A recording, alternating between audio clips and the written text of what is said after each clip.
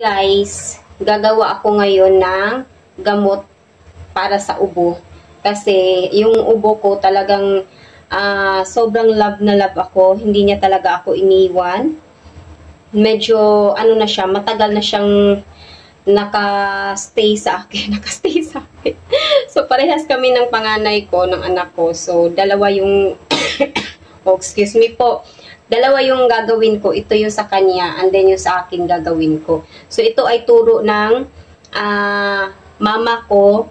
Ito yung nakalakihan namin. Pero, hindi ko kasi masyadong natandaan. Pero sa mga kapatid ko, alam na alam nila.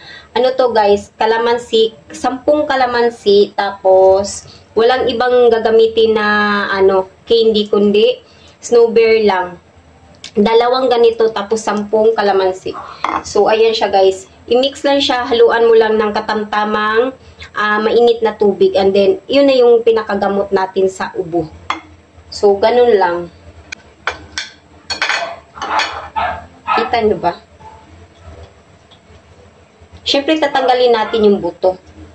Para hindi natin malunok yan. Baka maging ano tayo.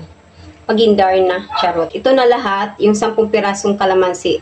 Tapos, transfer natin dito. Ayan, tapos ilalagay natin yung dalawang snowbear. Tapos lalagyan ng konting katamtamang mainit na tubig. Tapos pagka natunaw na yung candy, tsaka mo inumin. Huwag hahaluan ng asukal. Basta pure lang ng ganito. Tapos konting mainit na tubig. So yun lang, share ko lang sa inyo guys. Baka makatulong. So, bye! Thanks for watching. Babush!